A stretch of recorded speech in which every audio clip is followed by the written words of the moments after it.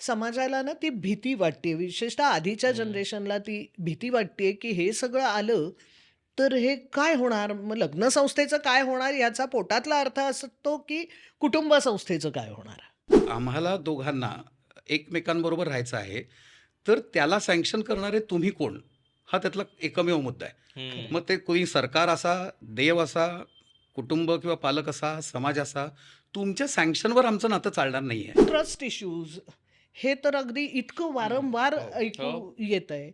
ह्याचाच अर्थ माझं अजून आतून मला बळच मिळालेलं नाहीये. हो.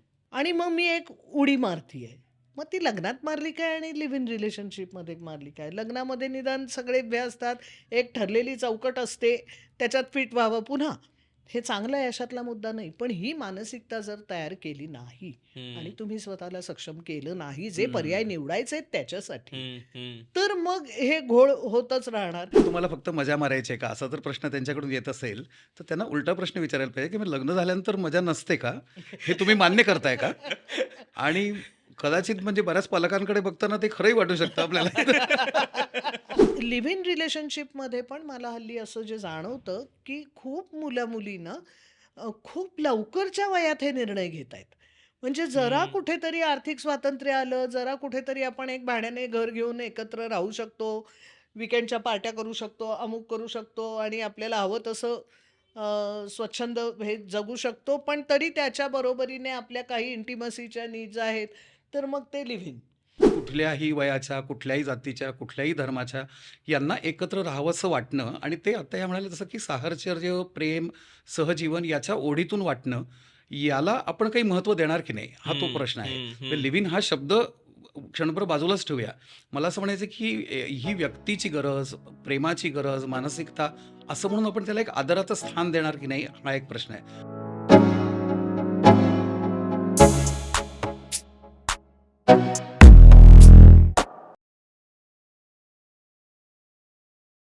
हॅलो, नमस्कार. मी ओमकार जाधव आणि खुसफुसच्या या नवीन एपिसोडमध्ये मी तुमच्या सगळ्यांचं खूप स्वागत करतो. आजचा एपिसोड खूप खास आहे कारण आपण अशा एका विषयावरती चर्चा करणार आहोत, जो जेव्हापासून आम्ही खुसफुस सुरू केलं, त्यातल्या पहिल्या काही यादीतल्या नावांपैकी जो होता तो आज विषय आहे. आणि आज 2 खूप दिग्गज आणि प्रेमाची माणसं आपल्यासोबत आहेत हा विषय डिस्कस करण्यासाठी. खुसफुस जे लोकं पहिल्यांदा नव्याने बघतायत त्या लोकांसाठी सांगतो. खुसफुसमध्ये आपण असे सगळे विषय चर्चेला आणतो. या सगळ्या विषयांवरती गप्पा मारण्याचा प्रयत्न करतो. ज्याबद्दल आपण सोसायटीमध्ये सोशली फार उघडपणे बोलत नाही. त्याबद्दलची काय मतं आहेत याबद्दल आपल्याला फारसं माहीत नसतं. त्यामुळे आपण त्याबद्दल व्यक्तही व्हायला घाबरतो. तर अशा सगळ्या विषयांबद्दल कम्फर्टेबली कन्व्हर्सेशन करता यावे ते समजून घेण्यासाठीचा हा प्लॅटफॉर्म आपण त्यासाठी वापरतो. आणि आज आपल्यासोबत 2 खास पाहुणे आहेत. सुनील सर आहेत, सुनील सुक्तनकर. ते माहीत आहेत तुम्हाला अर्थात दिग्दर्शक आहेत, फिल्म मेकर आहेत आणि आज ते आपल्याला या सेशनसाठी जॉइन करतायत. आणि अर्थातच जे लोकं अमुक-तमुक बघतात त्यांना शिरीषा मॅम माहीत आहेत. शिरीषा साठे आहेत. त्या सायकॉलॉजिस्ट आहेत आणि खूप वर्ष मानसशास्त्र आणि वेगवेगळे पेशंट्स आणि अमुक-तमुक या सगळ्याचा व्याप त्या सांभाळतात. तर आपण ज्या वेळेस एकतर आपण याच्या आधी लग्न संस्था आणि या हो. विषयावर पण गप्पा मारत होतो. तर लिव्ह इन म्हटलं ना, तर म्हणजे माझ्याही आईची कदाचित तीच रिएक्शन असते, की म्हणजे तुम्हाला कमिटमेंट नको आहे आणि तुम्हाला फक्त मजा मारायची आहे. हे म्हणजे लिटरली मजा मारणे हे कोट अनकोट पद्धतीनं लिव्ह इनच्या रिलेशनशिप्सकडे आणि त्या सगळ्या नातेसंबंधांकडे पाहिलं जातं.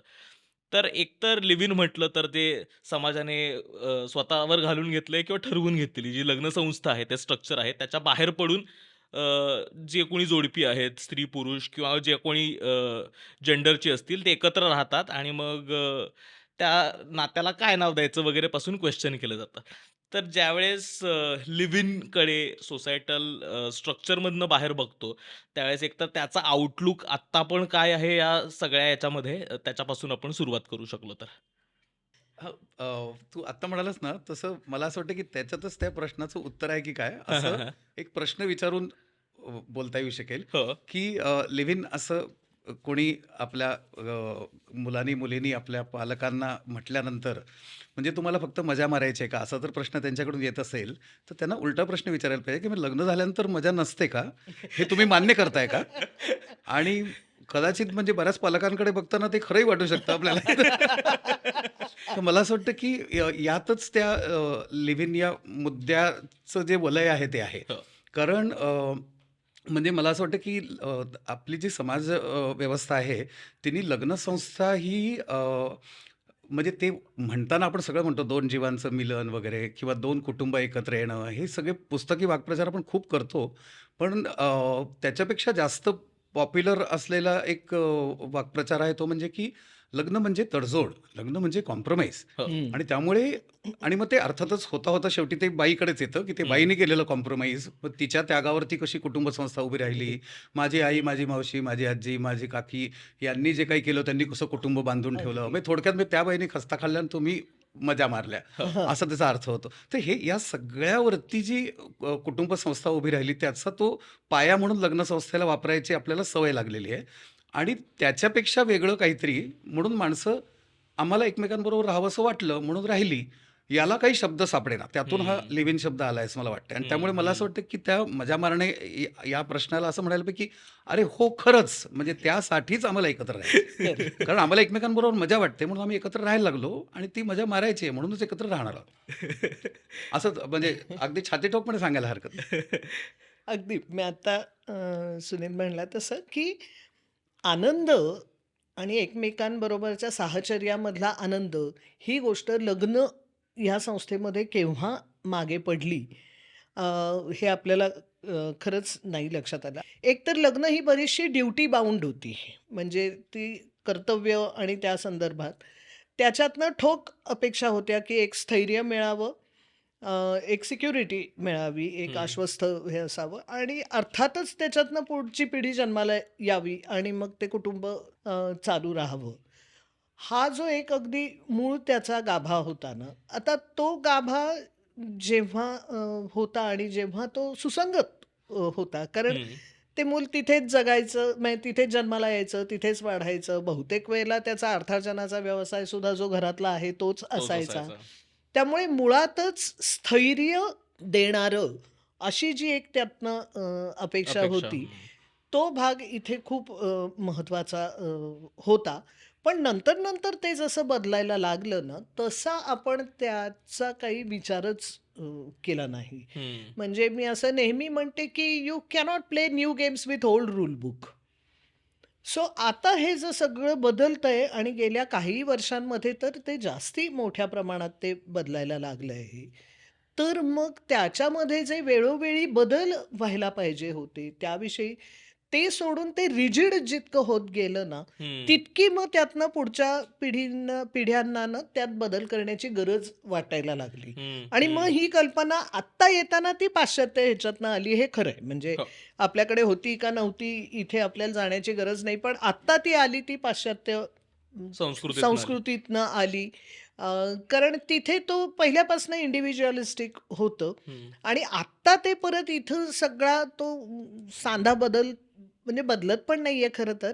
कारण आपण माइंडसेटने अजून सुद्धा कलेक्टिव्हिस्ट सोसायटीचे आहोत. आहोत. म्हणजे हं. अगदी अ, राहण्यासाठी सुद्धा म्हणजे हल्ली एकत्र कुटुंब पद्धती आणि विभक्त कुटुंब पद्धती वगैरे म्हणतात ना, तर मला असं वाटतं, की आपण आता वेगवेगळे राहण्याची व्यवस्था वेगळी-वेगळी केली ना, हं. तरी इथे अजून आपण एकत्र कुटुंब पद्धतीच आहोत. हं. हो.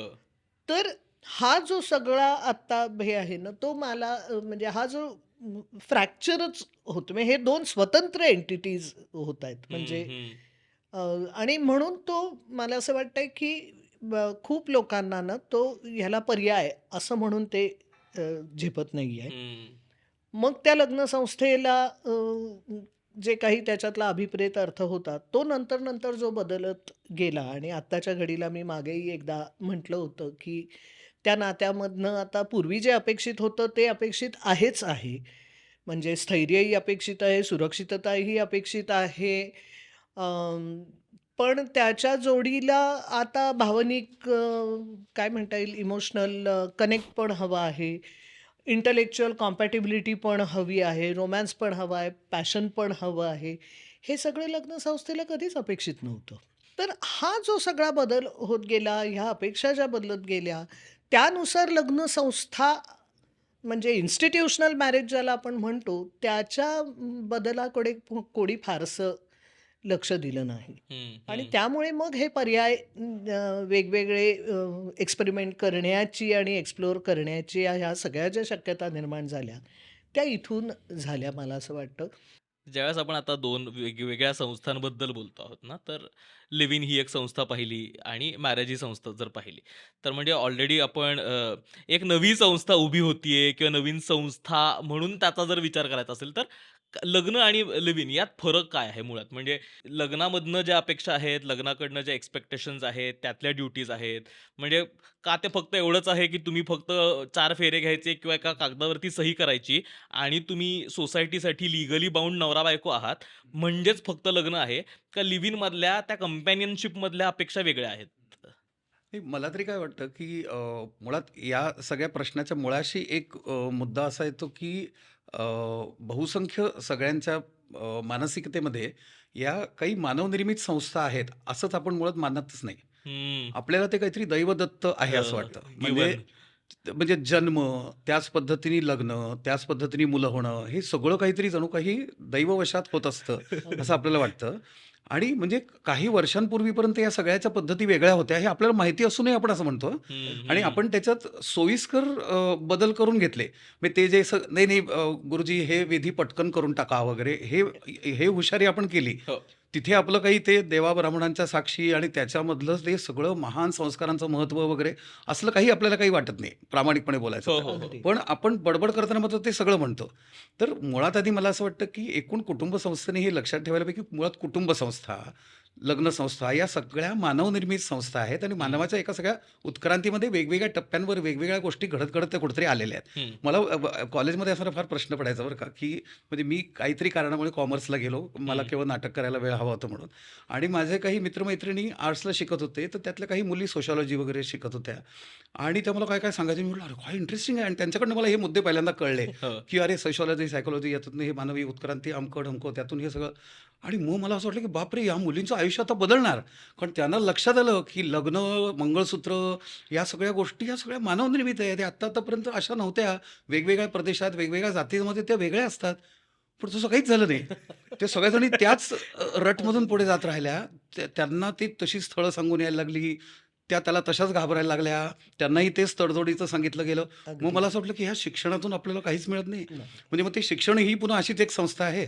तर मला असं वाटतं, की लिव्ह इन हा मला या सगळ्याला एक विचारलेला मोठा प्रश्न असं वाटतं मुळात. अगदी. म्हणजे मी हं. मी मुळात त्या शब्दाचा पुरस्कर्ता आहे, हे मी पहिल्यांदा म्हणतो हो. आणि मग का आहे ते सांगतो. तर मला असं वाटतं, की तो या सगळ्याला प्रश्न विचारतोय तो शब्द. हं. आणि दुसरं आत्ता या जसं म्हणाले ना तसं, की आपल्याकडे व्यक्ती स्वातंत्र्य किंवा व्यक्तिवाद, इंडिव्हिज्युअलिझम याला सगळ्याला आपण खूप कमी लेखतो. म्हणजे या सगळ्याचं इज इक्वल टू स्वार्थ असं खरं म्हणजे आपल्याकडे म्हटलं हो. जातं. म्हणजे उद्या खरंच एखादी आई असं म्हणाली, की आता माझं मूल थोडं मोठं झालंय, तर याला काही काळ मी दूर ठेवून मी काहीतरी माझं-माझं करू का? हं. तर पहिल्यांदा सगळ्यांच्या मनामध्ये असा प्रश्न येतो, की म्हणजे ही स्वार्थी बाई आहे. हो.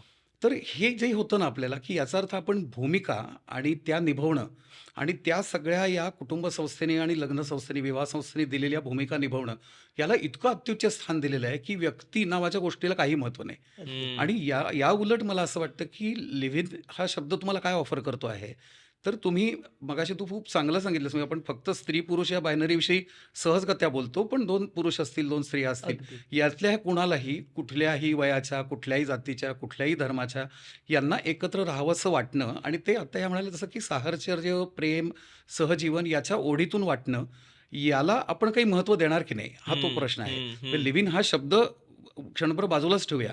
मला असं म्हणायचं की ही व्यक्तीची गरज, प्रेमाची गरज, मानसिकता असं म्हणून आपण त्याला एक आदराचं स्थान देणार की नाही, हा एक प्रश्न आहे. हं. कारण लग्न नावाची गोष्ट ही याच्या विरोधामध्ये काय-काय प्रश्न तयार करते. हो. तर त्याच्यामध्ये तुम्हाला आपण लग्नाचा बाजार हा शब्द वर्षानुवर्ष मान्य अगदी. केलेला हो. आहे. म्हणजे अगदी. जसं आपण आमदार आणि खासदार विकत घेण्याला घोडे बाजार असा शब्द हो. पेपरमध्ये मान्य केला, आपल्याला त्याची शरम वाटत नाही. म्हणजे तुम्ही दुसऱ्या पक्षाचा माणूस विकत घेता. तसं इथे आपण म्हणजे आपणच हुंडा देऊन तो मुलगा विकत घेतो, पण ॲक्चुअली मुलगी विकतो. या पद्धतीची जी विवाह संस्था आहे, याचं आपण वर्षानुवर्ष ग्लोरिफिकेशन करतो. दुसरी गोष्ट त्यामध्ये तुम्ही धर्माच्या पलीकडे जायचं म्हणजे प्रचंड मोठा गोंधळ आहे. हं. जातीच्या पलीकडे जायचं म्हणजे प्रचंड गोंधळ आहे. लिंगातीत विचार करणं म्हणजे त्याहूनही मोठा गोंधळ आहे. तर या सगळ्या प्रश्नांमध्ये वयाच्या वेगवेगळ्या शक्यता आहेत की नाही, याचाही तुम्ही विचार करणं. म्हणजे थोडक्यात तुम्हाला लग्न हे एका स्ट्रक्चरमध्ये असेल तरच सोपं जातं. यापेक्षा वेगळं काही करायचं असेल तर लग्न संस्था जी आहे ती तुम्हाला प्रचंड एका कुठल्यातरी कोपऱ्यात टाकते, की तुम्ही या चौकटीत बसतच नाही आहात. हं. तर मला असं वाटतं, की जर आपण संपूर्ण वेगळ्या बाजूनी 2 व्यक्ती एकत्र राहण्याचा विचार करत आहेत, दॅट्स ऑल एवढाच विचार केला, तर तो लिव्ह इन या शब्दाशी येऊन पोहोचतो असं मला वाटतं. तर त्याला तो आदर आणि तो रिस्पेक्ट द्यायला हवा लग्न संस्थेच्या तुलनेमध्ये. हं, हं, अगदी. हं. आता मला असं वाटतंय, की कुठल्यातरी या लिव्ह इन किंवा या कुठल्याही संकल्पनेला विरोध करणं, हं.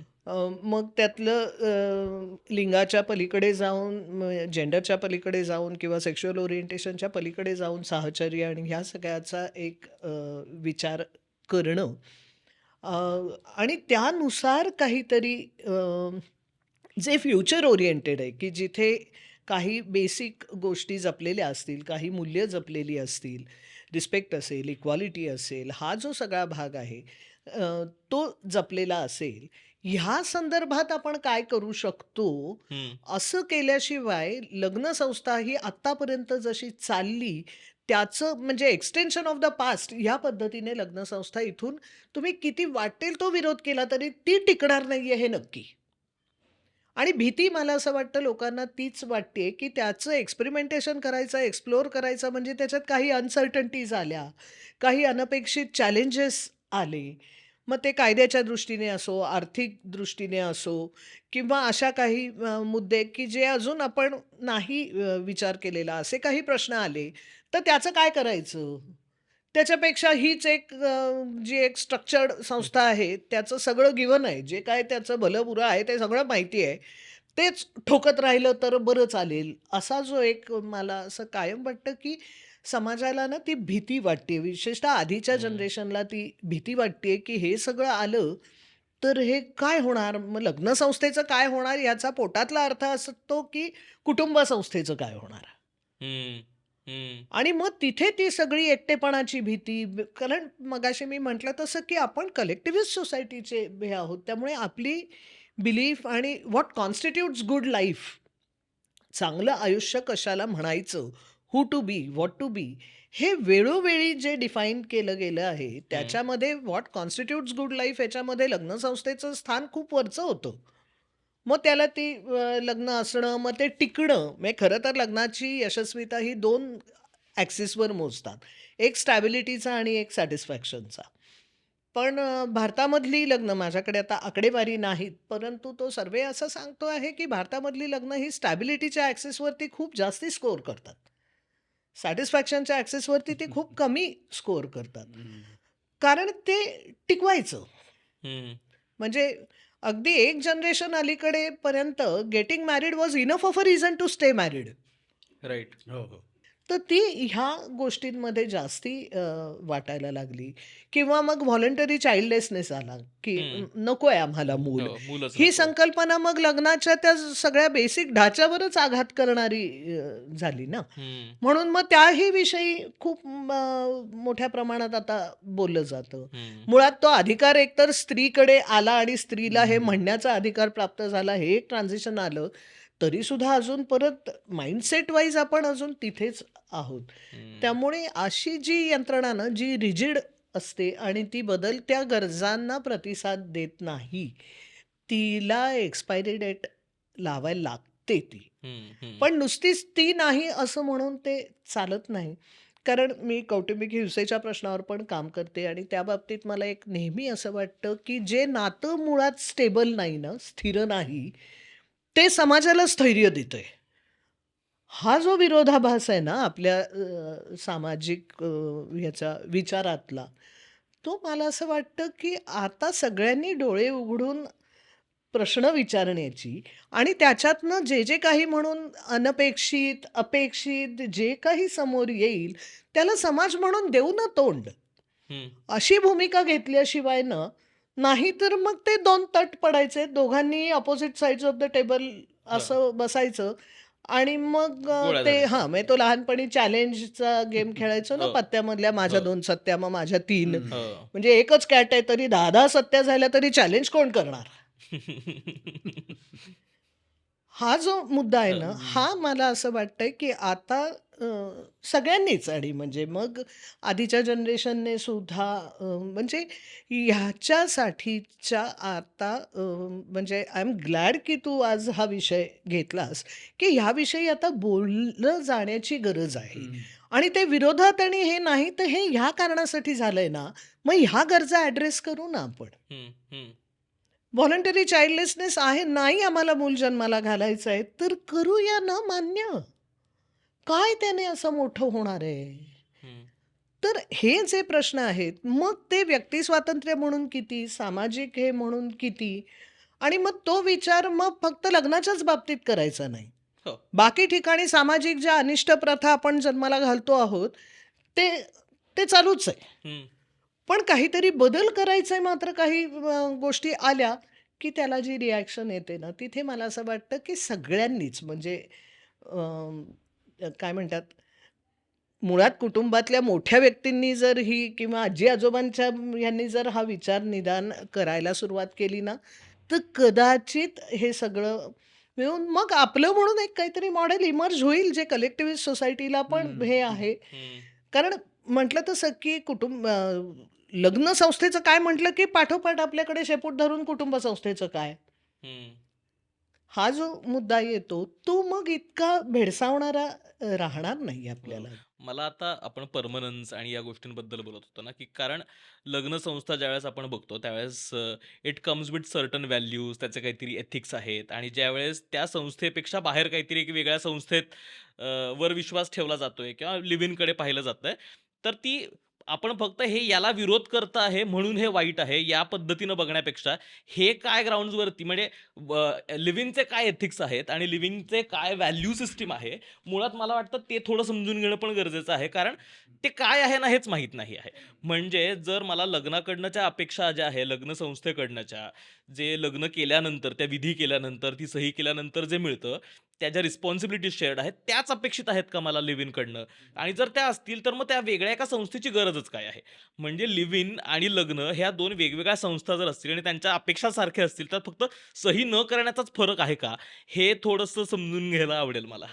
नाही, मला एक काय वाटतं, की आत्ता तू जे म्हणालास ना, म्हणजे परमनन्स आणि कमिटमेंट हो, या शब्दांचं आपल्याला भयंकर आकर्षण आहे हो, आणि त्याच्याभोवती हे सगळं खूप फिरत राहतं. हो. आणि जसं आपण अगदी म्हणजे सिनेमांचा जरी विचार केला ना, तर लग्नाची बेडीसारखं नाटक खूप वर्षांपूर्वी लिहिलं गेलेलं आहे. त्यामधल्या सगळ्या गोष्टी या आत्ता आपण जे बोलतोय त्याचा पराभव करण्याची गंमत करतात. हं. म्हणजे गमती-गमतीमध्ये याचा पराभवच होणार आहे हे ते सांगतात आणि लग्नाची बेडी नावच पहा. हो. म्हणजे अगदी, ती बेडी आहे पण ती सुंदर आहे हे सांगण्यासाठीच ते नाटक लिहिलेलं आहे. अगदी. तर त्यांचं म्हणणंच लेखकाचं आहे, की म्हणजे त्यामध्ये एक सुंदर तरुणी येते आणि सगळे तिच्या मागे लागतात. लग्नात असलेले आणि नसलेले. हं. म्हणजे मुळात त्याने काही फरक नाही पडला. बरं त्यामध्ये 1-2 मंडळी अशी दाखवलीत, की जे म्हणतात आमचं लग्न संस्थेवर विश्वास नाही, आम्ही असेच राहतो आहोत. तर नंतर ते परमनन्सी आणि पोझेशन आणि ओव्हर पोझेसिव्हनी एकमेकांचं मात्रे करतात.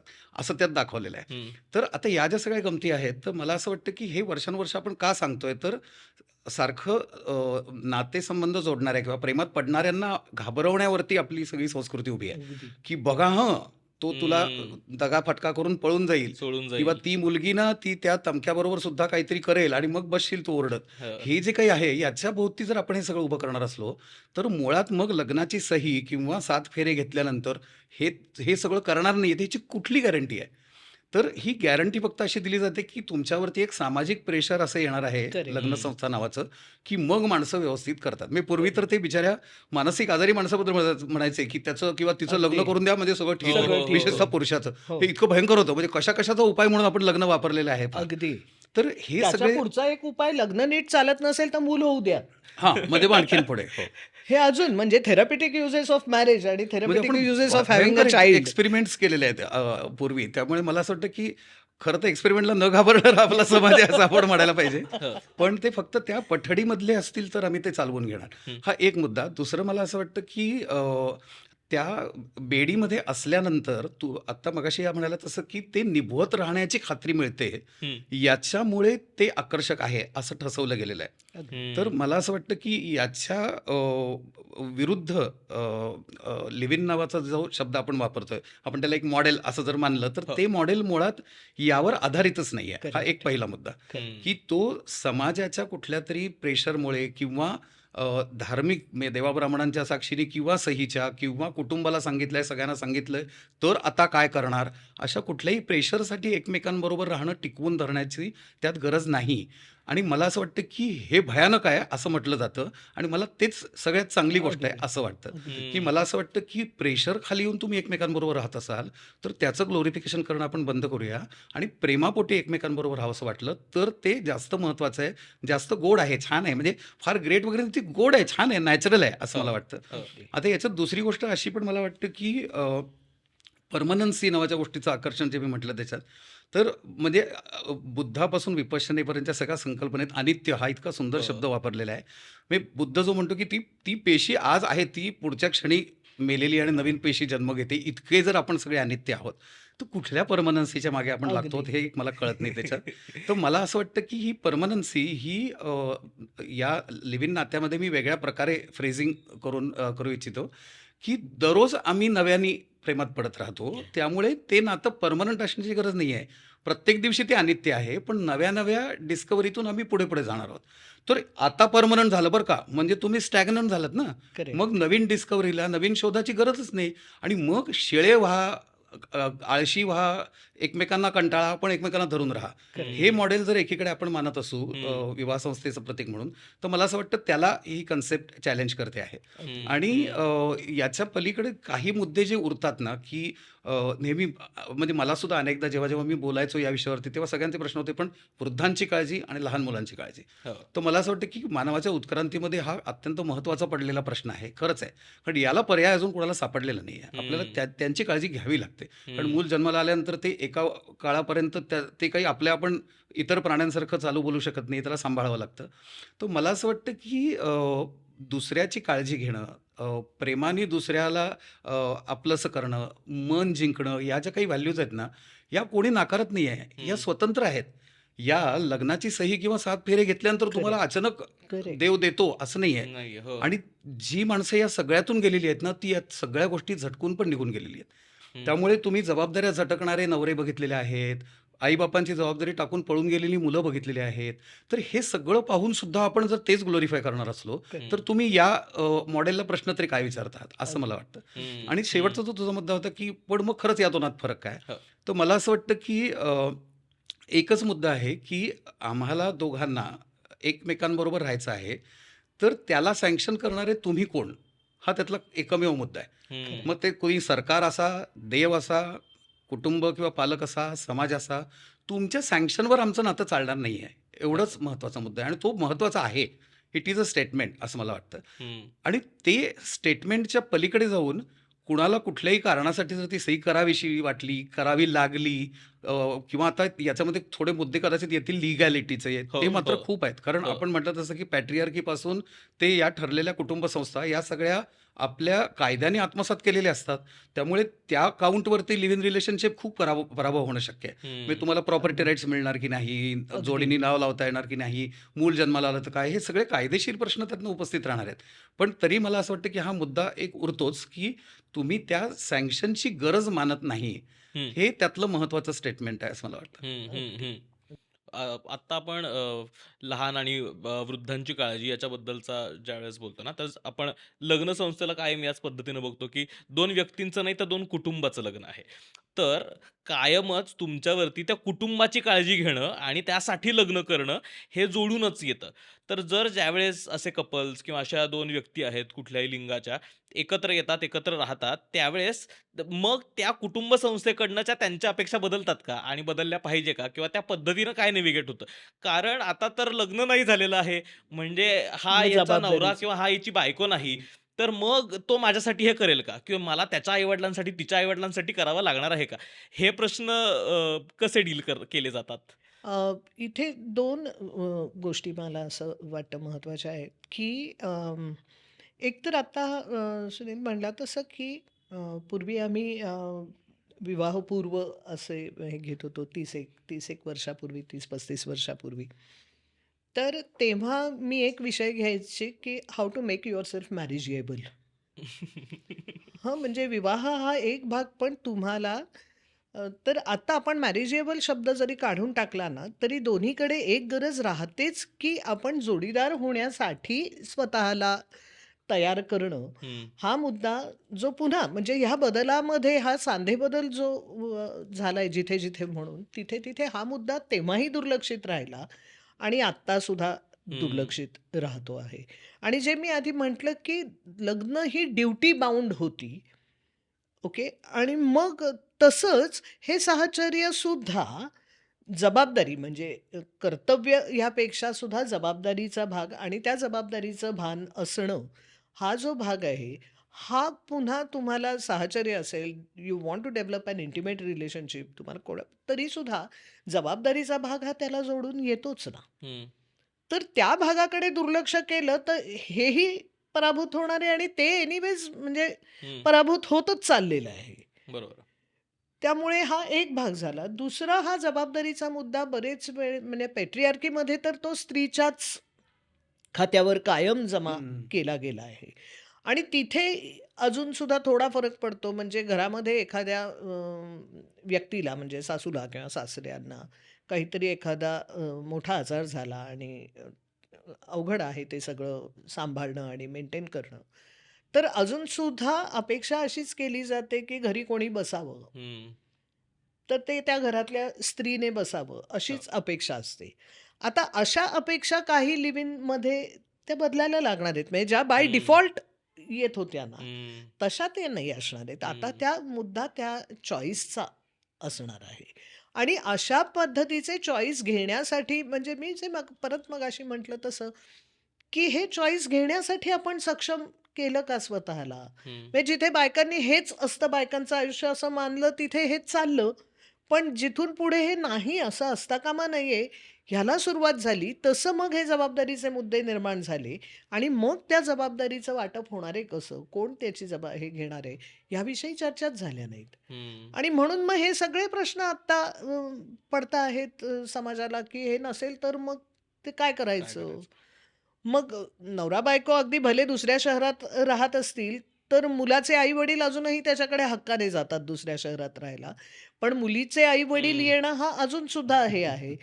मग आता लिव्ह इन रिलेशनशिपमध्ये तो मुद्दा पुन्हा प्रश्नचिन्हांकित होतो, हं. की आता आपल्या मुलाच्या घरी जातो आहोत का? तर नाही बाबा ते त्याचं घर नाहीये. हो. तर मग जायचं का नाही? म्हणजे इतक्या सटल लेव्हलला म्हणजे लाईफ हॅज बीइंग लिव्हड म्हणतो ना आपण नेहमी, ह्यात बारीक गोष्टीत आणि इथे आपण चॅलेंज करत नाही ना, तोपर्यंत की अरे हे नातं आहे आणि ते आपल्याला दृढ करायचं आहे आणि मग तिथे पुन्हा लहान मुलांची आणि वृद्ध माणसांची काळजी. तर पुन्हा म्हणजे अगदी उत्क्रांतीच्या काळात सुद्धा ते समाज घेत होता किंवा हं. घोटुलसारखी जे हे बरोबर आहे. होतं हो, किंवा आदिवासींचं. आदिवासींच्या मध्ये तो पूर्ण समाज म्हणून हे करतो.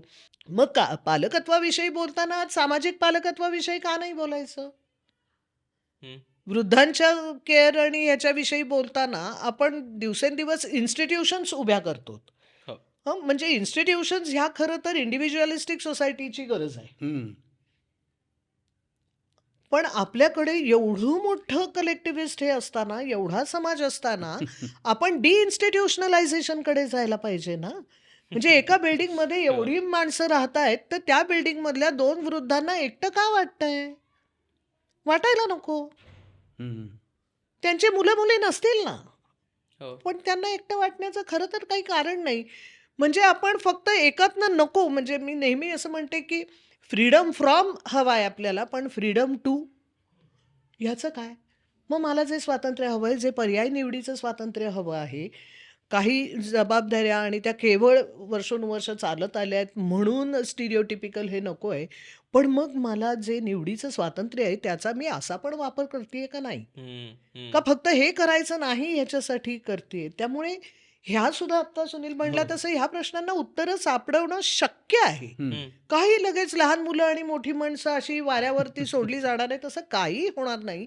पण हे सगळ्यांना मिळून विचार करायला लागेल. हो. आणि मला वाटतं त्याच्यासाठी ना दुटप्पीपणा सोडणं हा सोडला सगळ्यात पहिला पाहिजे. टप्पा आहे. अगदी. हं. कारण दुटप्पी दुटप्पीपणा आणि हां, दांभिकपणा. दांभिकपणा.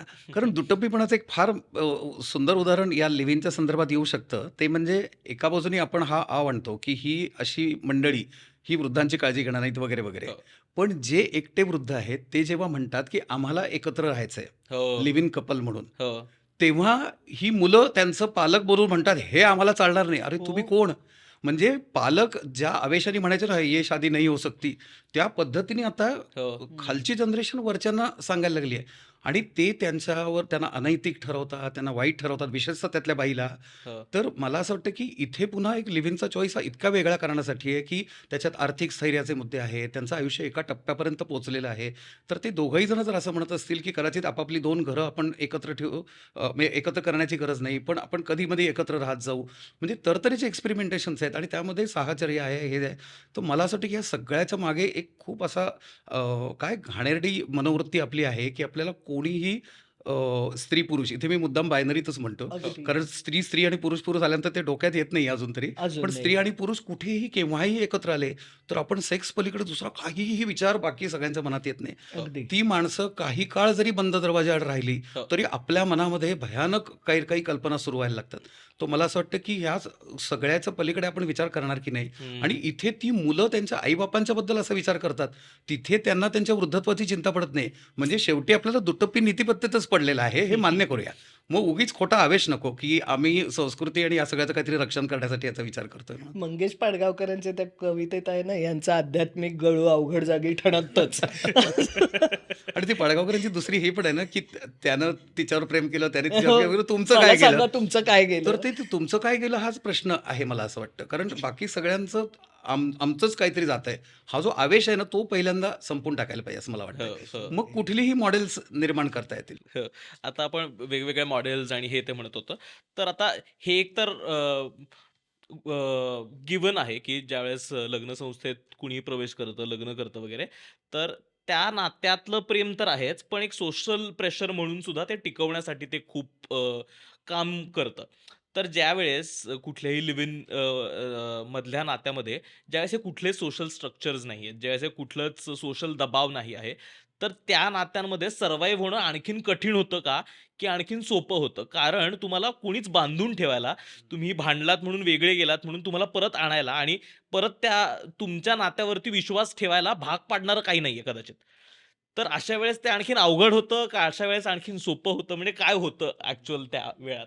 म्हणजे बाहेर पडण्याचा रस्ता खूप सोपा सोपं आहे. आहे का? हो. असा जो एक त्यातला हं. भाग आहे ना. पण मग माझं म्हणणं आहे, की परत तेच, की तुम्ही if you don't make yourself marriageable, हं, तर मग तुम्हाला बरोबर बाहेर पडण्याचा रस्ता सोपा कुठे आणि कुठे अवघड आहे तो, इथे तो जाणारच आहे प्रश्न. हं, पण मुळातच एक गोष्ट अशी आहे, की कुठलंही नातं हे जेव्हा आउट ऑफ डेस्परेशन असतं ना, त्यावेळेला ते कधीच हेल्दी नसतं. हेल्दी नातं हे नेहमी बाय चॉईस हं, असतं. हाच एक गाभा आणि मग मी म्हटलं तसं, की मग ती स्टॅबिलिटीच्या ॲक्सिसवरती खूप चांगलं स्कोअर करतात.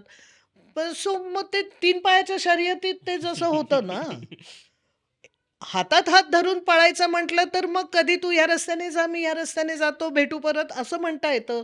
3 पायाच्या शर्यतीत ह्यातलं काहीच करता येत नाही. हं, नाही आणि हं. चॉईस नावाच्या गोष्टीला आपण कधी महत्त्वच दिलेलं नाही ना. म्हणजे आपण एक्झॅक्टली. हं. त्याला वाईटच शब्द समजलेलो. हो. आणि दुसरं याच्या संदर्भात मला एक असंही वाटतं, की आता 2 व्यक्ती जेव्हा एकत्र लिव्ह इनमध्ये राहायचं ठरवतात ना, तेव्हा त्यांना गिव्हन स्ट्रक्चर न दिल्यामुळे त्याची खूप कंपल्शन्स त्यातनं टळू शकतील, असं उलट मला वाटतं. हं, म्हणजे हं. आज मी बघितलंय, की आता पुरुषाचं लग्न झालं बाईशी, तर त्याच्या मित्रांच्या बायका या तिला साधारणतः मैत्रिणी म्हणून घ्याव्या लागतात. ह्या हो. वर्षानुवर्ष चाललंय. हो. आता थोडा बदल घडतोय. कारण हो. बायका आपल्या जुन्या मैत्रिणी, क्वचित मित्र हो. टिकवून राहताना दिसतात, पण ते खूप कमी होतात. हो.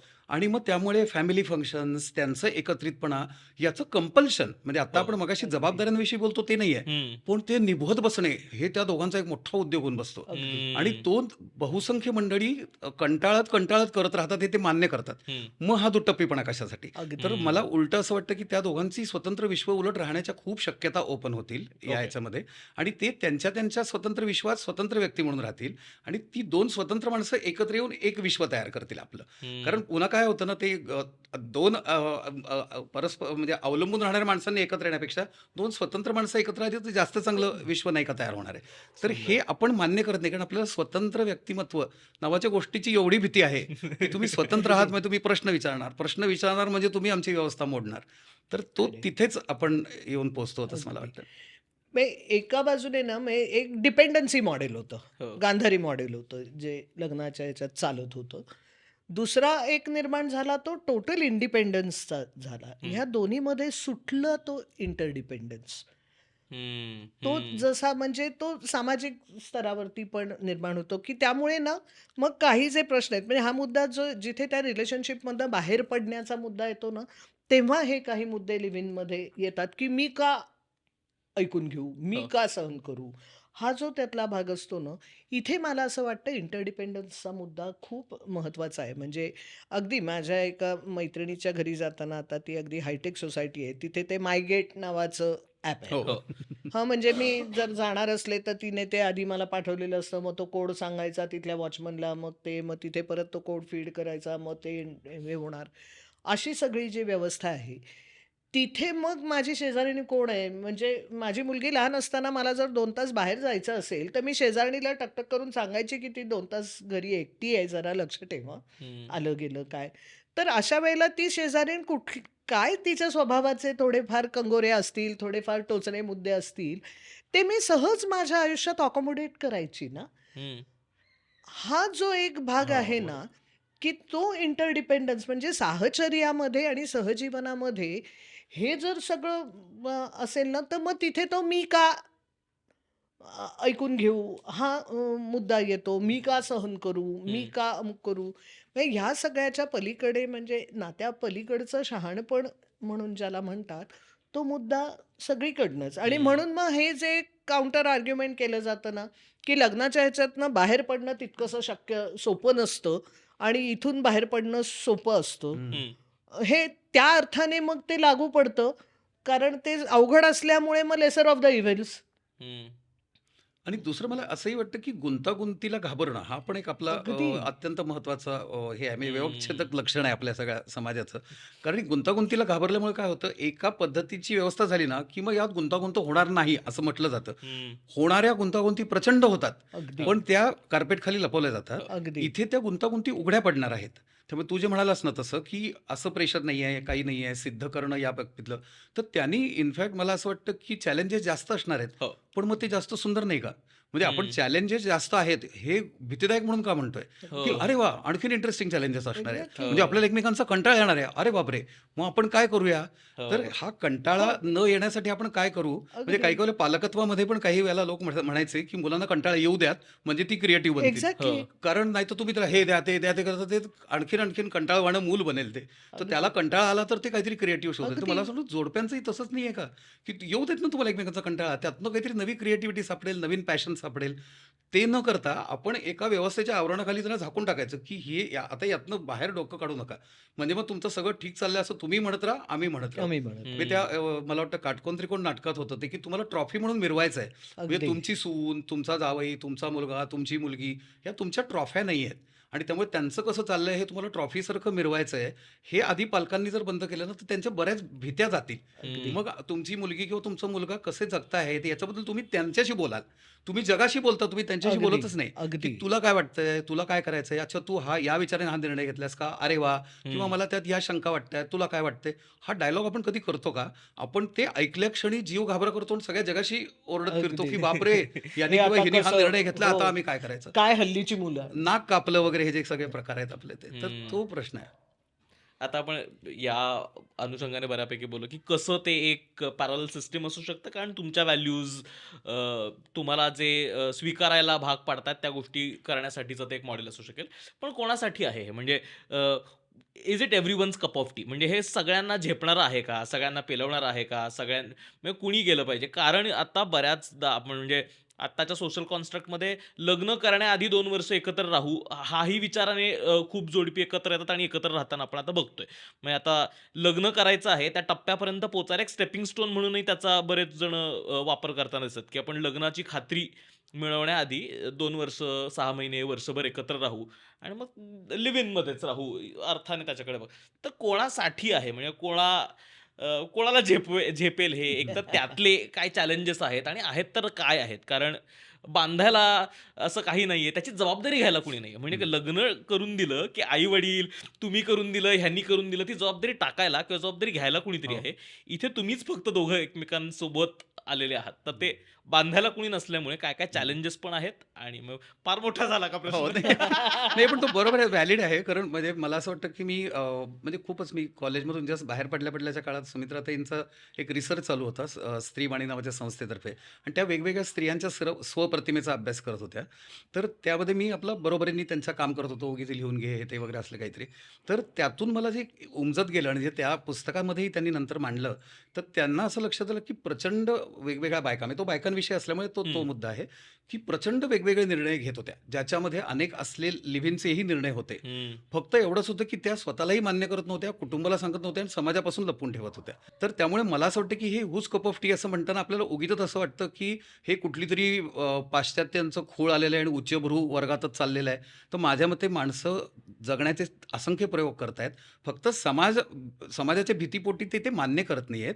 तर समाजाने जर हा बागुलबुवा बंद केला, तर ती जास्त उजळ माथ्याने ते प्रयोग करू शकतील आणि त्याच्याविषयीची लाज आणि गिल्ट बाळगणार नाहीत. हं. हा एक मुद्दा. त्यामुळे मला असं वाटतं, की it's everybody's cup of T. कारण म्हणजे जगण्याच्या प्रयोगाची मक्तेदारी ही कुठल्याच जात किंवा अगदी. क्लास किंवा कोणाकडेच नाहीये.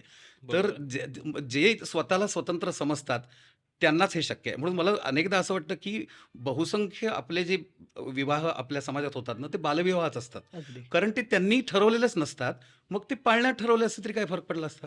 खरं तर आहे. तुम्ही 25व्या वर्षी जर आई-बापांच्याच म्हणण्यानुसार लग्न करणार असाल, तर तो अगदी, बालविवाह आहे. तुम्ही मान्य करा अथवा न करा. तो अगदी. कायद्याने आम्हाला सिद्ध नाही करता येणार, पण तो बालविवाह आहे. तर मला वाटतं, की ज्यांना बालविवाह करायचा नाहीये, त्यांच्यासाठी हा मुद्दा आहे. अगदी. आता याच्या पलीकडे मला असं वाटतं, की त्याच्यात कायद्याच्या टेक्निकॅलिटीज खूप आहेत. हो. म्हणजे आता पण मगाशी इन्फॉर्मली बोलताना म्हटलं तसं, की म्हणजे आता सुमित्राताई आणि मी 30-35 वर्ष आम्ही एकत्र काम करत राहिलो. आम्ही एका घरामध्ये राहिलो आणि एक दोघांच्या नावाने आम्ही घर विकतही घेतलं हं, आणि आता त्या गेल्यानंतर मी ते विकलं. पण त्या काळामध्ये एक प्रकारे आम्ही ज्या एकत्र जगत होतो, तर ते एक वेगळं सहजीवन होतं. त्याला कुठलंच नाव नव्हतं हं, आणि मला असं वाटतं, की ते मला खूप प्रेशस कायम वाटत राहिलं, अजूनही मला हं. वाटतं. त्यानंतर मी आत्ता म्हणजे गेल्या काही वर्षात माझी मैत्रीण शिल्पा हिच्याबरोबर मी लिव्ह इनमध्ये राहत होतो आणि एक प्रकारे आम्ही दोघांनी ठरवलं होतं, की गरज नाही आहे आपण विवाह करण्याची, कारण आपण सुखाने जगतो आहोत. हो. आणि आता मी जे काही सगळं बोललो, हे सगळंच आम्ही मानत होतो आणि या सगळ्याला पराभव करणारी गोष्ट आम्ही केली, तर म्हणजे आम्ही लग्न केलं. तर म्हणजे मी आत्ता जे बोलतो हे सगळं खोटं आहे का? असं मलाच प्रेक्षक विचारू शकतील. पण त्याच्यामध्ये मला या काही लिगॅलिटीज लक्षात आल्या, की 2 व्यक्ती विवाहित नसताना किंवा कुठल्याच नात्याने जोडलेले नसताना स्त्री-पुरुष, पुरुष-पुरुष, स्त्री-स्त्री कोणीही एखादी प्रॉपर्टी नक्की विकत घेऊ शकतात. आमच्या बाबतीत एवढंच झालं, की आम्हाला एक लोन घेण्याची वेळ आली आणि त्यावेळेला माझा भाऊ आणि असं एक कुटुंबानी लोनसाठी ॲप्लाय करायचं होतं. तर तिथे तिला ते कुटुंब मानायला तयार होईनात. कारण आपला कायदा तिला कुटुंब मानत नाही हं. आणि बरं त्याच्यात कॉलम होता. तर मी त्याच्यात फ्रेंड असं लिहिलं. तर तो माझ्याकडे बँकेचे मॅनेजर म्हटले, "हे काय आहे? फ्रेंड वगैरे अशी काही भानगड नसते." कारण माझ्या भावाचं आणि तिचं नातं काय असं त्यात कॉलम हो. होता. तर मी ते फ्रेंड असं म्हटलं. तर तो म्हटला, "असं नाही होऊ शकत." तर ती त्याची म्हणजे सिस्टर इन लॉच असायला पाहिजे. हं. तर हे जर करायचं असेल तर आम्हाला लग्न असायला पाहिजे. तर मग आम्ही असा विचार केला, की पासपोर्ट काढतो आपण, आधार कार्ड काढतो, तसं आपण लग्नाचं कार्ड काढू. म्हणून एका दिवसात ते लग्न केलं. एवढं करून ते लोन मिळालं नाही. त्यामुळे मी खरं म्हणजे दुःखी आहे, की माझं विनाकारण या फंदात पडून ते करावं लागलं असं म्हणून. त्यामुळे आज मी जी आयडिओलॉजी मांडतोय त्याकडे मी छाती ठोकपणे त्याच्या बाजूनी बोलू शकलो असतो, जो मी अजूनही बोलतोच आहे. हं. पण याच्यामधला एक कायदेशीर पराभवही मी करून घेतलेला आहे.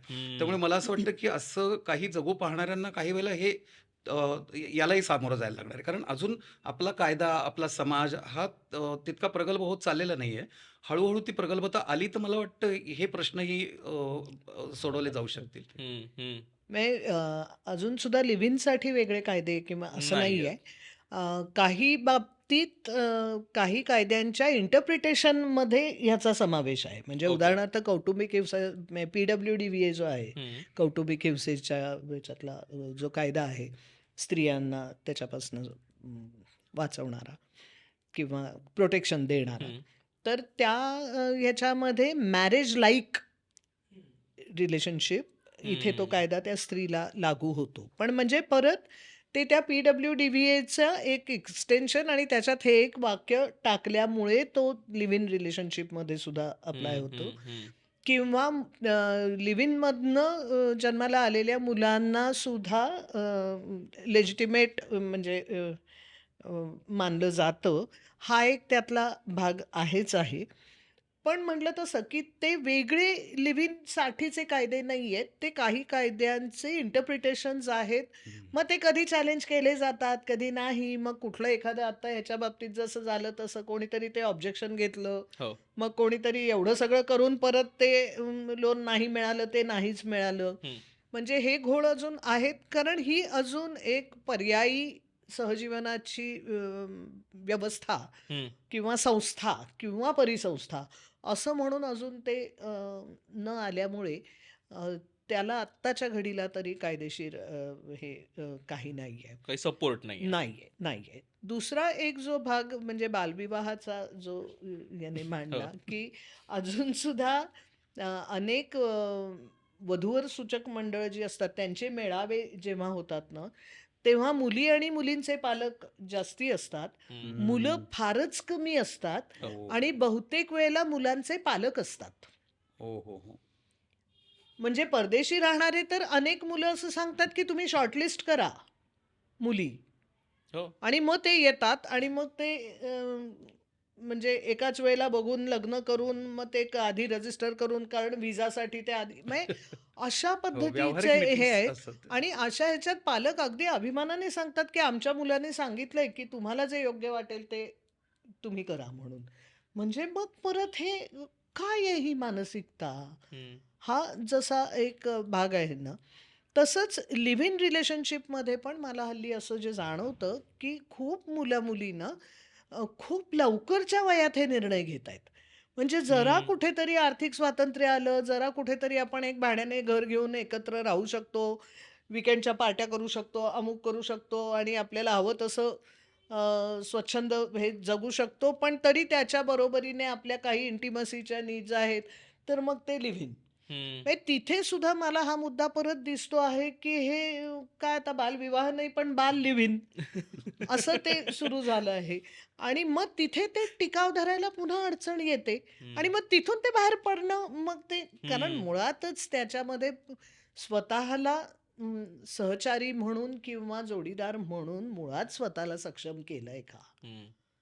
मग त्याच्यात थिंकिंग स्किल्स आली, इमोशनल स्किल्स आली, बिहेवियरल स्किल्स आली, ह्या सगळ्यासाठी तयार केलंय का? आणि जसं पूर्वी मॅरेज ॲज अ थेरपी होतं, तसं लिव्ह इनमध्ये हेही मला अनेक ठिकाणी लक्षात येतं, की काहीतरी म्हणजे माझं लहानपण खूप अमुक होतं, त्याचा खूप एक ट्रॉमा होता, अमुक होतं आणि मग तेव्हाच्या माझ्या अनमेट नीड्स होत्या. हं. हं, त्या आता ह्या नात्यातनं आणि मग हं. ते असं सांगत येतात, की I had a very traumatic childhood आणि मग I am looking for a security, I am हो, लुकिंग हो. फॉर अ सेफ्टी आणि मग मला ते सिक्युअर्ड वाटत नाही. मग एवढं-तेवढं झालं, की लगेच इन्सिक्युरिटीचे म्हणजे अ, वाईट भाषेत पण मी नेहमी म्हणते यांच्या शेपटीखाली फटाके लागायला लागतात. आणि मग हा गोंधळ सुरू होतो. तर मुद्दा परत असाच आहे, की ह्या बालपणी काहीतरी न घडलेल्या आणि काहीतरी ट्रॉमा आहे, काहीतरी अनमेट नीड्स आहेत, त्याच्यावरती आत्ताचं नातं, हं, हे काही सोल्युशन हं. नाहीये. हे हं, आत्ताचं नातं एक वेगळी आव्हानं घेऊन येणार आहे समोर. सो आधी आपले असे जर काही तिढे असतील मनातले, तर ते आधी सोडवा हं, आणि मगच ते रिलेशनशिप मगाशी मी म्हटलं तसं, की ते आउट ऑफ डेस्परेशन असणार नाही, बाय चॉईस असेल. हं. आणि मग तिथे हे लग्न नसणं आणि लिव्ह इनमध्ये असणं ना, हे त्या लोकांना भयंकर इन्सिक्युअर करत राहतं. हं, हं, तर तो मुद्दा ते लिव्ह इन आहे का लग्न आहे ह्यापेक्षा सुद्धा ह्या मानसिकतेचा आहे. हं, त्यामुळे हे बालविवाह अशा अर्थानेही केले जात आहेत. हं, इतक्या लवकरच्या वयात एकत्र राहायला लागतायत, की मला प्रश्न पडतो, की "अरे का? थांबा ना. विचार करा आधी स्वतःचे गुंते सोडवा. एक मनाने हेल्दी व्हा आणि मग दुसऱ्या नात्यामध्ये जे काही तुम्हाला ॲडजस्ट करायचं आहे, जे काही तुम्हाला त्या दुसऱ्या व्यक्तीला तुमच्या आयुष्यात सामावून घ्यायचं आहे, हं, त्याच्या वेगळेपणासकट, ह्याच्यासकट, न पटणाऱ्या गोष्टींना कशा पद्धतीने म्हणजे कॉन्फ्लिक्ट कसं रिझॉल्व्ह करायचं आहे, प्रॉब्लेम सॉल्व्हिंगचे स्किल्स काय आहेत, इथे सगळीच ह्या म्हणजे ज्याला आपण इंटर रिलेशनल इंटेलिजन्स म्हणतो ना, तिथे हं, सगळी बोंब आहे. हं, आणि मग निर्णय मात्र हे घेतले जातात. मग प्रश्न असा, की हे मग सोयीचं आहे आणि सोपं आहे, म्हणून तुम्ही पटकन हे निर्णय घेताय. हं, पण मग तिथे हे प्रश्न अधिक आहेत. कारण मग ह्यांना कुठूनही कुटुंब नाही, सामाजिक हे नाही, हं, दडपवून त्याच्यातच पुन्हा बघा काय जमेल ते इथंच हं, जसं चालेल ते बघा. हा जो भाग आहे ना, हा मग इथे खूप म्हणजे म्हणून हे पर्याय शोधताना सुद्धा हे विचार केले गेले पाहिजेत. हं, मग तिथे काही कायद्याचं संरक्षण नसणं किंवा हे सगळे मुद्दे मग तिथे येतात. त्यामुळे हे निर्णय घेताना सुद्धा मगाशी मी म्हटलं तसं की फ्रीडम फ्रॉम जरी असलं, तरी फ्रीडम टू डू व्हॉट? हं, आणि मग त्याच्यासाठी स्वतःला सक्षम केलंय का? हा मुद्दा इथे राहतोच आणि तो विचार न करता पुन्हा लिव्ह इनमध्ये गेलं, तर मग हे गोंधळ खूप होतात आणि मग जी मंडळी विरोध करत असतात ना, त्यांच्या हाती कोलीत सापडतं. हं, कारण मग ते तुटलं की पुन्हा ते आपल्या कुटुंबाकडे आणि आई-वडिलांकडेच जातात. नाही तर मित्रमंडळींमध्ये ते घोळत राहतं हं, आणि त्याच्यातल्या कोणाला म्हणजे त्याच्यामध्ये चर्चा मी अगदी मागे पण म्हटलं होतं, की मी माझ्या एका सरांना म्हटलं होतं सेक्शुअलिटीविषयी बोलताना, हो, की आम्हाला कुठलंच त्याच्याविषयीची इन्फॉर्मेशन नव्हती. जे काही ज्ञान मिळायचं ते so whatever knowledge that we shared amongst our friends तर ते म्हणले, "you did not share knowledge, you shared ignorance." तर बरं. तसं ते होताना दिसतंय. हो, म्हणजे तिथे तर अजूनच ती त्रांगडी होत आहेत. हं, मग ट्रस्ट इश्यूज हे तर अगदी इतकं हं. वारंवार हो. ऐकू हो, येतंय. ह्याचाच अर्थ माझं अजून आतून मला बळच मिळालेलं नाहीये हो, आणि मग मी एक उडी मारतीये. मग ती लग्नात मारली काय आणि लिव्ह इन रिलेशनशिपमध्ये मारली काय? लग्नामध्ये निदान सगळे उभे असतात, एक ठरलेली चौकट असते, त्याच्यात फिट व्हावं पुन्हा. हे चांगलं आहे अशातला मुद्दा नाही. पण ही मानसिकता जर तयार केली नाही आणि हं, तुम्ही स्वतःला सक्षम केलं नाही, जे पर्याय हं. निवडायचे आहेत त्याच्यासाठी, हं, हं, तर मग हे घोळ होतच राहणार आणि मग कोणीतरी केव्हा तरी जितम मया म्हणतच राहणार ते हं, आणि मग बरोबर. ह्यातनं इव्हॉल्व होणारच नाही. हं, म्हणजे हाही मुद्दा मी पूर्वी कदाचित सांगितला असेल डॉक्टर अनंत साठे आणि शांताताई साठे म्हणजे पुण्यातलं काय म्हणतात सेक्शुअलिटी आणि याच्यावरती काम करणारं खूपच बुजुर्ग जोडपं हं. दोघंही आत्ता दुर्दैवाने हयात नाहीत. पण सेक्शुअलिटीविषयी बोलताना मला डॉक्टर साठे एकदा असं म्हटले होते, की आपलं काय झालंय ना, आपण सोवळ्याचं सोडून ठेवलंय आणि ओवळ्याचं सापडत नाहीये. हा जो मुद्दा आत्ता मला जो दिसतोय ना, की हे नको, हं. अरे ठीक आहे, हे नको, मान्यच आहे. काही त्याचा आग्रह धरू नका, अट्टाहास धरू नका. पण जे हवंय त्याचं काय? हा विचारपूर्वक निर्णय घ्या ना. हं, तिथे मग हे घोळ येतायत आणि मग तिथे ह्या अडचणी कायद्याचं संरक्षण नसणे, हे नसणे किंवा बाहेर पडणं ही फार अवघड अडथळ्याची शर्यत नसणे, हं, असा जो भाग आहे. मग त्याला ते घटस्फोट असं नाव न पडता हार्ट ब्रेक एवढंच नाव बदलतं. हो, नातं तुटतं. हो, भीती जास्त आणि शिक्क्याची आहे खरं तर त्यात. हां, आणि मग ह्या सायकॉलॉजिकल कॅज्युअलिटीज घडतच राहतात. हं, हं. तर हा मुद्दा, आणि म्हणून मग आपण त्या नात्याकडे त्या गांभीर्याने बघतो आहोत का? त्या हं. साहचर्याकडे बघतो आहोत का? स्वतःला सक्षम करतो आहोत का? आणि मग त्याच्यामध्ये येणाऱ्या आव्हानांना, म्हणजे मी मगाशी जसं म्हटलं तसं, की जसं आधीच्या पिढीने हा विचार करायला पाहिजे, तसं हे निर्णय घेणाऱ्या मंडळींनी आधी ड्रायव्हिंग सीटवर बसलं पाहिजे ना, की हो, ही आव्हानं आहेत, ह्याविषयी आम्ही विचार करतो आहोत. हं. आम्ही तर मग कदाचित आधीच्या पिढीचा जो विरोध आहे, तो विरोध कदाचित कमी होईल, की ओके, आपली मुलं विचारपूर्वक निर्णय घेत आहेत, बघूया, हं. आणि त्याच्या परिणामांना सामोरी जायला सुद्धा तयार आहेत. मग उठसूट तुम्हाला इन्सिक्युअर वाटत असेल, कारण ह्याला बंधनच नाही, तर मग थांबा जरा. हो. ट्रस्ट इश्यूज येत असतील उठता-बसता, तर मग थांबा जरा. हा जो त्यातला मुद्दा आहे हं. ना, हं. तिथे मला असं वाटतंय, की विचार करण्याची गरज आहे. त्यामुळे एक मॉडेल व्हर्सेस दुसरं मॉडेल, हो. असं ती कोंबड्याची झुंज लावून काही होणार नाहीये ते. दोन्हीकडे वेगवेगळा विचार करण्याची, आणि आपलं म्हणून एक मॉडेल, की ज्याच्यामध्ये मगाशी म्हटलं तसं, की एक सामाजिक पण त्या नात्याचा एक चेहरा आहे, हं. ज्याच्यामध्ये जबाबदारी घेणं आहे, आणि त्या त्या दृष्टीने मानसिकता तयार असणं हे गरजेचं आहे. हं. आणि मग ह्या सगळ्या ज्या संस्था, मग ती पाळणाघरं असतील, कारण मग ते आईला गिल्टी वाटतं लगेच, की आपण, हं. मग ते वडिलांनाही गिल्टी वाटतं. मग ते कॉम्पेन्सेट करायचा हो. प्रयत्न करतात, आणि मग त्याला सगळ्या त्या गोष्टी, नको त्या गोष्टी सगळ्या आणून देतात. हा जो सगळा भाग आहे ना या सगळ्यामध्ये, तर मग का बुवा? हं. असं का होतंय हे? नाही आणि याला एक मगाचा छोटा मुद्दा आणखी तू म्हणालास तो पण इंटरेस्टिंग आहे स्टेपिंग स्टोनचा. हं. तर हं. मी तसं आमच्या फिल्म मेकर तरुण मंडळींना म्हणतो, की शॉर्ट फिल्म हे फीचर फिल्मचं स्टेपिंग स्टोन नाही आहे. शॉर्ट फिल्म हा एक स्वतंत्र आर्ट सो फॉर्म आहे. ट्रू. हो. पण तरी तो वापरला मात्र जातो. हो. तर मला असं वाटतं, की मग तसं वाटत असेल तर वापरा. तसं मला इथेही म्हणावंसं वाटेल, की तो एक ट्रायल पिरियड म्हणून नंतर मग त्यातून लग्नापर्यंत निर्णय घेण्यासाठी कोणी वापरत असेल, तर त्याला काही वाईट किंवा डेरिव्हेटरी असं मला म्हणावंसं वाटणार नाही. पण स्वतंत्रपणे जर विचार केला, तर मला असं वाटतं, की तो एक वेगळा आर्ट फॉर्म आहे आणि त्याच्याकडे तसं बघावं नक्की. अगदी, हं. आणि हं. तो कारण तो वेगळ्या व्हॅल्यू सिस्टममधून जन्माला आलाय. अगदी, बरोबर. मग अगदी. याचं कल्मिनेशन लग्नात हो अथवा न हो, पण पहिल्यांदा हे मान्य करूया, की तो एक वेगळा आर्ट फॉर्म आहे असं. हं. अगदी, हं. अगदी. म्हणजे हे शहरी घोटूल आहे हां, म्हणूया आपण. आकृतीबंधच वेगळा आहे तो संपूर्ण. हां, शहरी घोटुले करेक्ट. हं. आता आपण ओघाने त्या चॅलेंजेस बद्दल पण बोललो, की अ, काय-काय इन्सिक्युरिटीज ना तुम्हाला स्वतःच्याही सामोरं जायला आधी हवं त्या नात्यात पडण्याआधी.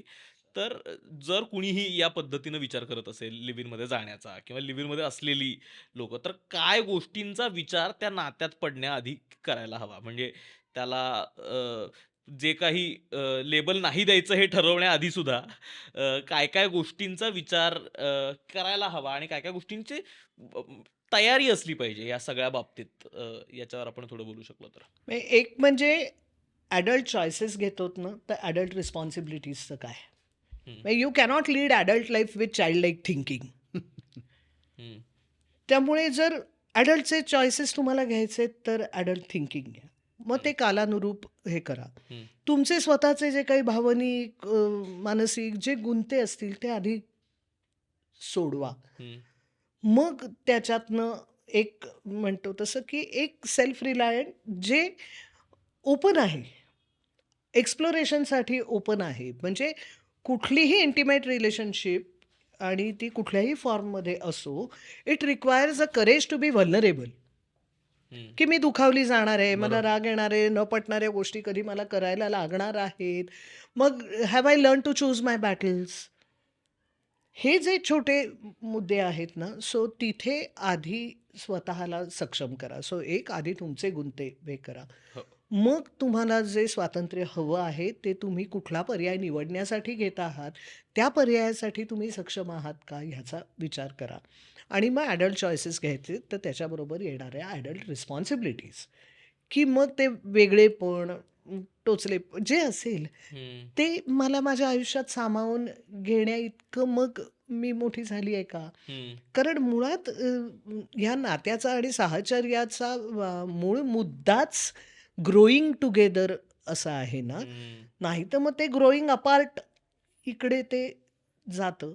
त्यामुळे ग्रोइंग टुगेदर असेल, तर मग मी माझ्याकडे कपल्ससुद्धा जेव्हा येतात ना, तेव्हा मी त्यांना सांगते, की तुमचं रिलेशनशिप हा पेशंट आहे आणि तुम्ही दोघं सर्जन आहात. आता तुमचा जर पेशंट बरा व्हायचा असेल ना, तर तुम्हाला दोघांनाही सर्जन हम्म. म्हणून सक्षम व्हायला लागेल. तरच तुमचा पेशंट बरा होणार आहे. एक सक्षम असल्याने ती सर्जरी सक्सेसफुल नाही होणार आहे. हम्म. तर तुम्ही दोघंही सक्षम व्हा. मग येणारे प्रश्न मग ते लग्नाच्या नात्यात असो किंवा लिव्ह इनमध्ये असो, ते सोडवायला तुम्ही शिकलात, तर मग हे मुद्दे मग कुठल्याही याने ते पुढे जात राहील आणि मग समाजाच्या स्थैर्याला धक्का न देता उलटं बाय चॉईस हम्म. ते एका हेल्दी समाजाकडे जाईल. नाहीतर मी म्हटलं तसं, की ते मूळ ते नातं स्थिर नाही आणि समाजाला मात्र हे नातं स्थैर्य देतंय. हम्म. हा जो विरोधाभास आहे, हा काढून टाकू ना. हे हम्म. नातंही स्थिर होऊ देत हम्म. आणि ते अगदी कायम पर्मनन्स नसेनात का, पण जेव्हा आहे तेव्हा ते स्थिर आहे. हो. ते म्युच्युअली रिवॉर्डिंग आहे आणि ते सामाजिक भान आणि बांधिलकी जपणारं आहे. असं जर असेल तर मला असं वाटतं, की समाजात म्हणजे त्याच्या इतकी हेल्दी गोष्ट समाजामध्ये नाही अजून घडणार. हम्म. आणि हम्म. मला एक असंही वाटतं, की म्हणजे असा प्रश्न विचारतानाच आपल्याला म्हणजे लग्न ही एक सिक्युअर आणि मान्यताप्राप्त गोष्ट असल्यामुळे हे नीट तपासून पहा बरं का, असाच तो प्रश्न पोज केला जाण्याची शक्यता आहे. तर मला असं वाटतं, हम्म. की म्हणजे जसं आपण नवीन व्यवसाय सुरू करताना दिवाळ्याचा अर्ज मागून ठेवलात का, हा जो एक जोक आहे. तर हो. मला असं वाटतं तसं करण्याचं कारण नाहीये. दिवाळा लागलं वाजलं तर तेव्हा बघू. हो. पण आत्ता म्हणजे सुरू करतानाच आपण उलट्या निगेटिव्हिटीनी का करावे, असे सुद्धा एक विचार करायला हवा असं मला वाटतं. म्हणजे हे सगळं आत्ता जे म्हणालात ते सगळं गृहीत धरून. हो. कारण हे खरंच आहे, की स्वतःला सक्षम बनवणं ही सगळ्यात महत्त्वाची गोष्ट आहे. आणि मला असं वाटतं, की त्यामुळे या पॉझिटिव्हिटीनी हा मुळात विचार करायला हवा आहे, की आपल्याला नातं का हवंसं वाटतं आहे मुळात. हम्म. हं. त्या नात्याची आपल्या आयुष्यामध्ये काय आवश्यकता आहे? आपण म्हणजे गरजूपणाने त्यात पडतो आहे का आनंदासाठी पडतो आहोत? असे हो. खूप खूप त्यातले छोटे-छोटे न्यूअन्सेस आहेत. ते सगळे तपासून बघण्यात मजा पण आहे. म्हणजे हम्म. मला असं वाटतं, की हे काहीतरी इथं परीक्षेला बसल्यासारखं याच्याकडे बघण्याचं कारण नाही आहे. हो. अच्छा. तर स्वतःलाच थोडं तपासून बघायला पाहिजे, की मी एक स्वतंत्र व्यक्ती आहे का? मी आनंद घेऊ किंवा देऊ शकतो का किंवा शकते का? एवढं जरी मला वाटतं पूर्वतयारी झाली ना, तर तुम्ही पुढे जाऊ शकता हम्म. कुठल्याही नातेसंबंधात. हम्म. हम्म. मला वाटतं एक छान पर्स्पेक्टिव्ह मिळतो या सगळ्यातनं, की काय पद्धतीने या सगळ्या एक तर सोशल स्ट्रक्चरकडे बघितलं पाहिजे. कारण नाही म्हटलं तरी या सगळ्या विषयांबद्दल, या सगळ्या सेटिंग्सबद्दल आपण नाही चर्चा करत आणि मुळात उघडपणे चर्चा करतील अशी लोकही आपल्याला सापडत नाही त्याविषयी. म्हणजे मला असे अगदीच कमी लोकं लिव्ह इनमध्ये राहणारी सुद्धा माहिती आहेत, जे ओपनली त्यांच्या कॉम्प्लिकेशन्सबद्दल पण, त्या इन्सिक्युरिटीजबद्दल पण, त्याच्यात येणाऱ्या दडपणाबद्दल पण बोलतील अशी लोकच माहीत नाहीत. आणि मग एकतर ते जसं बाकी सगळा समाज म्हणतो तसं ते व्याभिचारी वाटतं किंवा मग फक्त मजा वाटते. म्हणजे त्या डायरेक्ट 2 टोकाच्या गोष्टी वाटतात. त्या मध्ये हं. काय आहे याचा अंदाजच येत नाही. तर साधारण तो अंदाज घेण्याचा प्रयत्न आज आपण आजच्या एपिसोडमध्ये केलाय. तर थँक यू सो मच तुम्ही दोघेही आलात आणि या एकूण विषयाचा म्हणजे आवाका काय आहे त्याचा एक अंदाज घेण्याचा आपण या सगळ्या संवादातनं प्रयत्न केलाय. तर थँक सो मच तुम्ही खुसफुसचा हा एपिसोड ऐकला.